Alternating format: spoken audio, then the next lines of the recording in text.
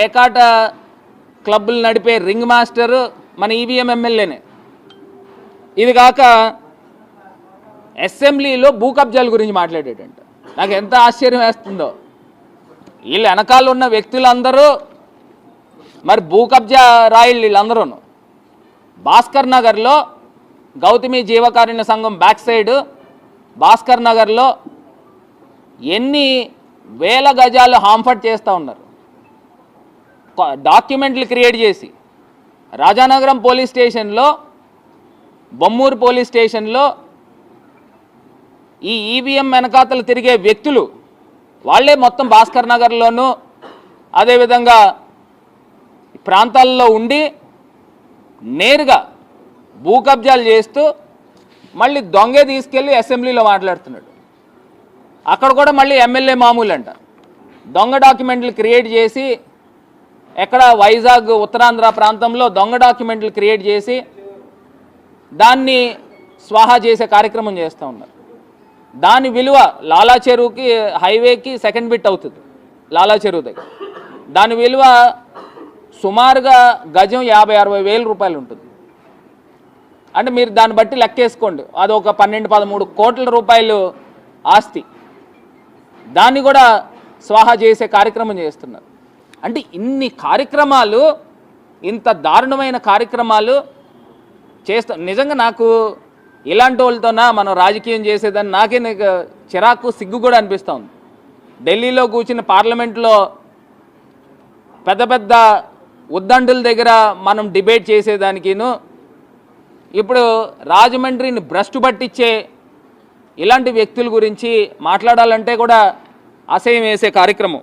Liquor షాపులు అన్నిటికి గంట కౌరు పెట్టాడట ఈ మధ్యకాలంలో. ఒక్కొక్క షాపు నుంచి 50,000 ఇవ్వాలంట. అంటే రాజమండ్రిలో 28 షాపులు ఉంటే ఒక్కొక్క షాపు 50,000 రూపాయలు ఈయనకి ఇవ్వాలంట, ఎమ్మెల్యే మామూలు. అంటే అదో 14 లక్షలు అవుతుంది.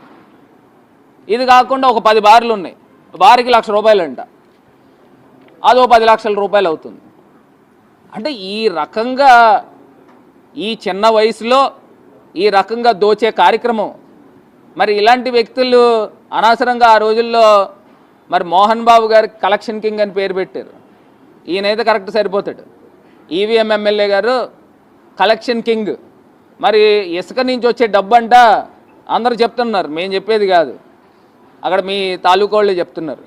ఇసుక నుంచి వచ్చే డబ్బునంట లెక్క పెట్టలేక ఆ లెక్క పెట్టే మిషన్లు కూడా కాలిపోతున్నాయంట. ఇప్పటికి 3 మార్చారంట. మళ్ళీ బయట అందరికీ చెప్తున్నారంట, పోయిన ఎలక్షన్లో 30 ఖర్చు పెట్టాం, ఈ ఎలక్షన్లో 40 ఖర్చు పెట్టాం, మేము 70 ఎప్పుడు వసూలు చేసుకోవాలి, ఎవరైనా బొకేలు తీసుకుని వచ్చి బొకేలు ఇస్తామంటే బొకేలు వద్దు, మాకు పేమెంట్ తీసిరండి అని చెప్పే కార్యక్రమం అంట. లాలా చెరువు దగ్గర ఒక పెద్ద ఇసుక కొండ ఉండేది, ఆ ఇసుక కొండ తప్పిపోయిందంట, కనబడలేదు ఇసుక కొండ. మరి అది ఏమైపోయిందో కొంచెం వెతికి పెట్టండి. దేశ చరిత్రలో 3 రకాల మందుల షాపులు ఎక్కడ కూడా ఉండదు. మరి ఎమ్మెల్యే గారి సామ్రాజ్యంలో, ఈవీఎం ఎమ్మెల్యే సామ్రాజ్యంలో 3 షాపులు పక్క పక్కన పెట్టించాడు. ఓ పక్కనేమో హోమియో స్టోర్స్, ఓ పక్కనేమో జల్సా వైన్స్, ఇంకో పక్కనేమో మెడికల్ షాప్. అంటే ఇందులో తాగేసి ఫుల్గా పడిపోతే ఇక్కడ మందులు కొనుక్కుంటారు అనమాట. మరి ఈవీఎం ఎమ్మెల్యే గారు నేతృత్వంలో ఇంత గొప్పగా చేస్తూ ఉన్నారు. సనాతన ధర్మానికి పరిరక్షకులైన ఎన్డీఏ గవర్నమెంట్లో పక్కనే టెంపుల్ ఉంది, దాని పక్కనే వైన్ షాప్ ఉంది. ఇంతకన్నా దారుణం ఎక్కడైనా ఉంటుందా అని అడుగుతా ఉన్నా. అంటే ఇంత దారుణం చూడండి.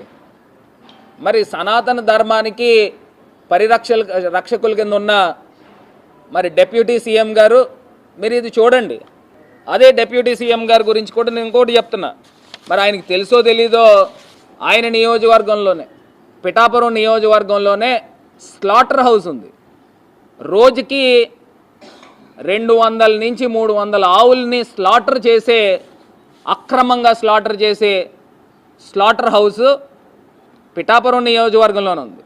హిందూ ధర్మాన్ని, సనాతన ధర్మాన్ని పరిరక్షకుల కింద ఉన్న పవన్ కళ్యాణ్ గారు మీ నియోజకవర్గంలోనే రోజుకి 200 నుంచి 300 ఆవుల్ని అక్రమంగా తరలించి కూనీ చేస్తూ ఉన్నారు, స్లాటర్ చేస్తూ ఉన్నారు, బుచ్చరింగ్ చేస్తూ ఉన్నారు.